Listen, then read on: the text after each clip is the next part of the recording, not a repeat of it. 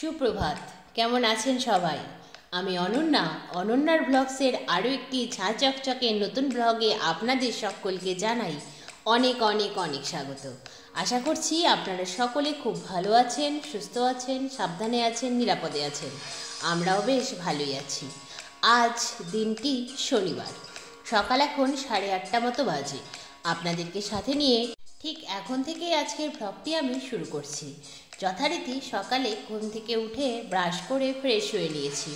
তারপর চলে এসেছি একটু ছাদে। ছাদ বাগানটা ঘুরে দেখলাম, মনটা ফ্রেশ হলো। তারপর যথারীতি নিচে গিয়ে বানিয়ে ফেললাম সকালবেলাকার চা। চা খেয়েই তাড়াহুড়ো করে রেডি হয়ে বেরিয়ে পড়লাম ডক্টর দেখানোর জন্য। যদিও আজকে ডক্টরের কাছে নামটা লিখিয়েছিল বিজয়, আমার মামাতো ভাইয়ের বন্ধু। সে বলেছিল 9টার মধ্যে পৌঁছতে। তো যথারীতি 9:10 মধ্যে পৌঁছে গিয়েছি মা আর আমি। এখানে পৌঁছে প্রথমে বিজয় যেহেতু আমার নামটা লিখিয়েছিল অনন্যা সাহা, সেই জন্য নামটাকে কারেকশন করলাম। তারপরে যথারীতি যিনি বাইরে বসে নাম লেখার কাজটি করেন উনি ব্লাড প্রেশার চেক করেন। তো একে একে মায়ের আর আমার দুজনেরই ব্লাড প্রেশার চেক করা হলো। তারপর খবর নিয়ে জানলাম ডক্টর তখনও এসে পৌঁছাননি। শেষ পর্যন্ত ডক্টর এলেন 10:15টার সময়। ততক্ষণ পর্যন্ত বসেই ছিলাম। ডক্টর আসার পরে পেশেন্ট দেখতে শুরু করলেন। তখন আর বিশেষ লেট হলো না, কারণ কয়েকজন পেশেন্ট ততক্ষণে অধৈর্য হয়ে চলেই গিয়েছিলেন। তো যাই হোক, 3-4 জনের পরেই মায়ের আর আমার ডাক পড়লো, আমরা দেখিয়ে নিলাম। যদিও আমাদের পেশেন্ট হিসেবে নাম্বার ছিল 10 আর 11, কিন্তু বেশি পেশেন্ট না থাকার কারণে আমাদের হয়েই গেল তাড়াতাড়ি। তো ডক্টর আমার হাত দেখে বললেন, যারা থাইরয়েডের পেশেন্ট তাদের নাকি এই সমস্যাটা প্রায় হয়। ধীরে ধীরে নাকি থাইরয়েডের পেশেন্টের শরীরের ভেতরের মাসেলগুলোর ভেতরে থাকা ভিটামিন আর হাড়ের ভেতরে থাকা ক্যালসিয়াম সবটাই ক্ষয় হতে শুরু করে। সেই জন্যই এই পেন শুরু হয়। তো পেন আমার যথারীতি শুরু হয়ে গেছে যেহেতু, তাই ডক্টর বলছেন এরপরে পেন বাড়ার আগেই এই মেডিসিনগুলো কন্টিনিউ করুন, আপাতত 3 মাস। আর একটি বেল্ট দিলেন, যে বেল্টটি আমি হাতে পরছি সেটি দিয়ে নাকি হবে না, পুরোপুরি কনুই পর্যন্ত ঢাকা একটা বেল্ট প্রেসক্রাইব করেছেন। তো সেই বেল্ট পরে থাকতে হবে টানা 3 সপ্তাহ, শুধুমাত্র খাওয়া আর ঘুম বাদ দিয়ে সব সময় পরে থাকতে হবে, তবেই নাকি রিলিফ পাওয়া সম্ভব। এই কথা শুনে তো আমার চিন্তা হয়ে গেল, কি যে হলো, হায় ভগবান। আর বাবার শারীরিক পরিস্থিতি এতটাই খারাপ যে আমরা যে এখন ভেলোর যাব সেই পরিস্থিতিও নেই। ভেলোরে গেলে ভালোভাবে ট্রিটমেন্টটা হতো বলুন, কিন্তু কিছু করার নেই। পরিস্থিতিটাই এমন বিকট যে এখন আর যাওয়ার অবস্থাই নেই। আর কিছু করার নেই, কিন্তু মায়ের সেই কোমর যন্ত্রণা, যেহেতু ফিজিওথেরাপি যে কয়দিন হয় সে কয়দিন ভালো থাকে, তারপরে একটু একটু কাজ করলেই আবার বাড়াবাড়ি হয়। সেই জন্যই মাকেও একেবারে দেখিয়ে নিলাম, যেহেতু অর্থোপেডিকের কাছে যাওয়াই হলো সেই জন্য।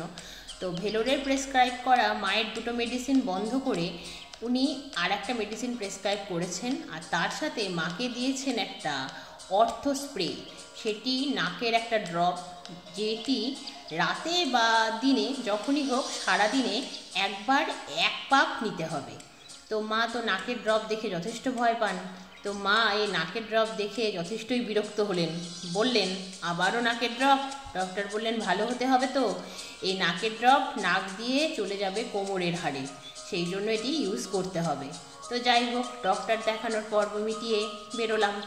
তারপর সোজাসুজি চলে গিয়েছিলাম বাজারে। বাজারের যে দোকানটি থেকে আমরা মেডিসিন নেই সেই দোকান থেকেই মেডিসিনগুলো নিলাম। কিন্তু আমার বেল্ট আপাতত অ্যাভেলেবেল নয় দোকানে, তাই ওনারা আমার ফোন নাম্বার রাখলেন, বললেন বেল্ট অ্যাভেলেবেল হলে জানিয়ে দেবেন। তাছাড়া সোম বা মঙ্গলবার নাগাদ নাকি এসেই যাবে। আমি বললাম ঠিক আছে, সোম মঙ্গলবার নাগাদই না হয় খোঁজ নেব, আর নয়তো এসে গেলে আমাকে কল করবেন। বাকি মেডিসিনগুলো নিয়ে যথারীতি রাস্তায় বেরোলাম। আজ আর বাজার পর্যন্ত যেতে হলো না। রাস্তার ধারেই ফল নিয়ে ফল বিক্রেতারা বসে পড়েছেন, কারণ আগামীকাল যে নবান্ন, সেই জন্যই রাস্তার ধার থেকেই পানি ফল, শশা, কলা এইসব নেওয়া হলো। তারপর দেখা গেল রাস্তার ধারে একজন গাছ বিক্রি করছেন। যদিও টব রেডি নেই, তবুও একটা গাঁদা গাছ কিনেই ফেললাম।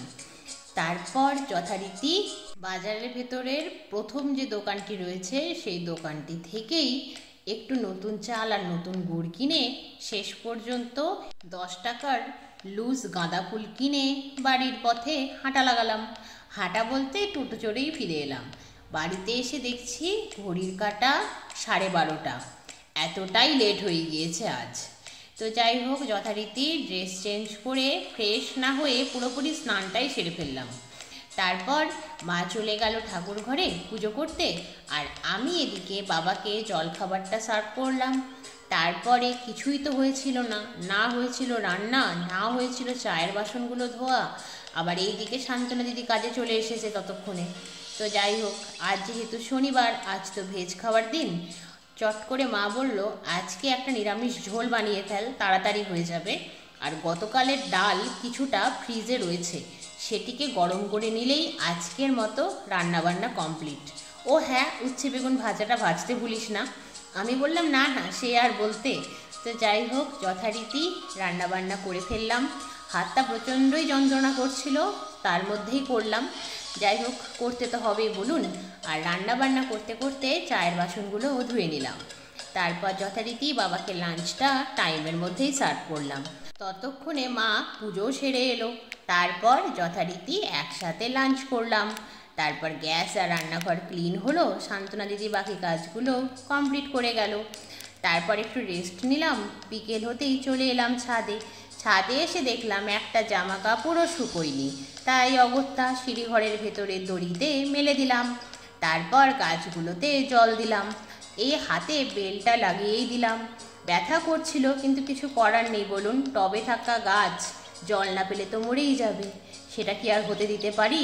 কাল আবার শান্তনা দিদি নাকি তাড়াতাড়ি এসে কাজগুলো মিটিয়ে দিয়ে বাড়ি যাবে, নবান্ন করবে, আর সোমবার দিন নাকি ছুটি নেবে।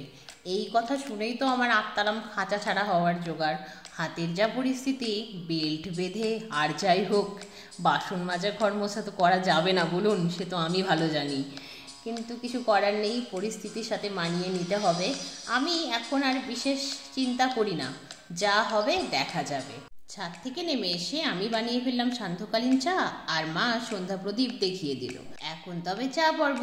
তাহলে আজকের মতো এই পর্যন্তই। আবার দেখা হবে অন্য একটি নতুন ব্লগে। ততক্ষণ সবাই খুব ভালো থাকবেন। আজকের ব্লগটি কেমন লাগলো জানাবেন, ভালো লাগলে একটি লাইক করে দেবেন। আজকের মতো তবে গুড নাইট, বাই বাই।